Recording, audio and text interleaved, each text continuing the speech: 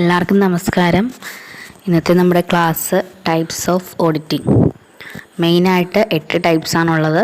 ഇതിൽ ആദ്യത്തെ 3 ഓർഗനൈസേഷൻ്റെ സ്ട്രക്ചർ അനുസരിച്ചിട്ട്, ബാലൻസ് ഉള്ള 5 ഓഡിറ്റ് എങ്ങനെയാണോ കണ്ടക്ട് ചെയ്യുന്നത് അതിൻ്റെ രീതിക്കനുസരിച്ചിട്ടുമാണ് തരംതിരിച്ചിരിക്കുന്നത്.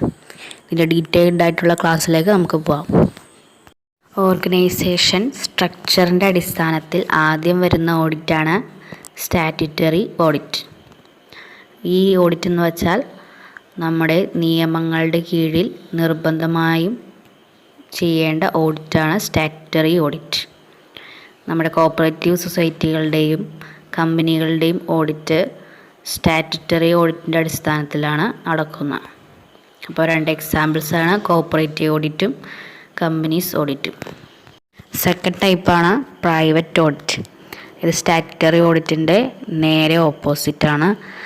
നിയമപരമായി ഇത് കമ്പൽസറി അല്ല.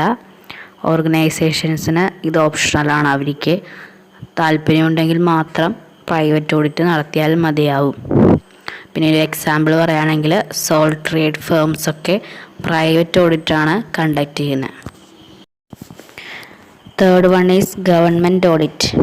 ഗവൺമെൻറ് ഓഫീസുകളിലും ഡിപ്പാർട്ട്മെൻറ്റുകളിലും നടത്തുന്ന ഓഡിറ്റാണിത്. ഇത് നടത്താനുള്ള അധികാരം ഓഡിറ്റ് ജനറൽ ഓഫ് ഇന്ത്യക്കാണ്.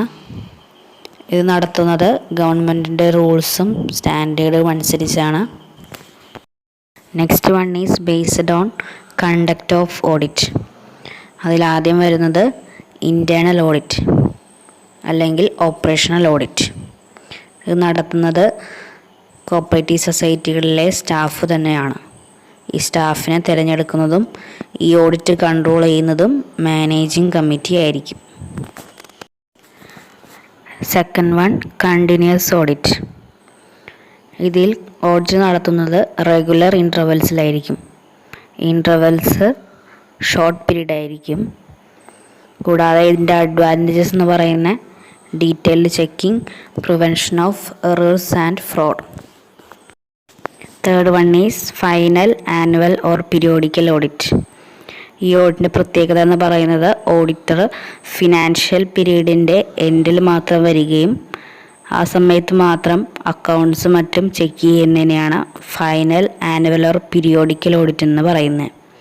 ഇതിൻ്റെ ഒരു അഡ്വാൻറ്റേജ് എന്ന് പറയുന്നത് ടൈം കൺസ്യൂമിംഗ് ആണ്. മാത്രമല്ല ഇത് ആപ്ലിക്കബിൾ ആയിട്ടുള്ളത് സ്മോൾ ബിസിനസ് ഫേംസിനായിരിക്കും. Fourth one is test audit. ഈ ഓഡിറ്റിൽ സൊസൈറ്റികളിലെ ഓഡിറ്റർ ചെക്ക് ചെയ്ത അക്കൗണ്ട്സ് അവയുടെ കറക്റ്റ്നെസ് അറിയുന്നതിന് വേണ്ടിയിട്ട് യാതൊരു മുന്നറിയിപ്പും കൂടാതെ വരികയും ഈ അക്കൗണ്ട്സ് ഒന്നുകൂടി റീചെക്ക് ചെയ്യുകയും ചെയ്യുന്ന ഓഡിറ്റാണ് ടെസ്റ്റ് ഓഡിറ്റ്. ഈ ടെസ്റ്റ് ഓഡിറ്റിന് ശേഷം മാത്രമേ ഓഡിറ്റ് സർട്ടിഫിക്കറ്റ് ഇഷ്യൂ ചെയ്യുകയുള്ളൂ. കോപ്പറേറ്റീവ് ഓഡിറ്റിൻ്റെ ഒരു സ്പെഷ്യൽ ടേമാണ് test audit. Last one is balance sheet audit. ഇതിൽ പേര് സൂചിപ്പിക്കുന്നത് പോലെ തന്നെ ബാലൻസ് ഷീറ്റിൽ നിന്നായിരിക്കും ഓഡിറ്റ് സ്റ്റാർട്ട് ചെയ്യുന്നത്. സാധാരണ ഓഡിറ്റ് പ്രൊസീജിയേഴ്സിൽ നിന്നും ഓപ്പോസിറ്റായിട്ടായിരിക്കും ഇതിൻ്റെ ചെക്കിങ് നടക്കുന്നത്. ആദ്യം ബാലൻസ് ഷീറ്റ്, പിന്നീടായിരിക്കും അക്കൗണ്ട്സും എവിഡൻസൊക്കെ ചെക്ക് ചെയ്യുന്നത്.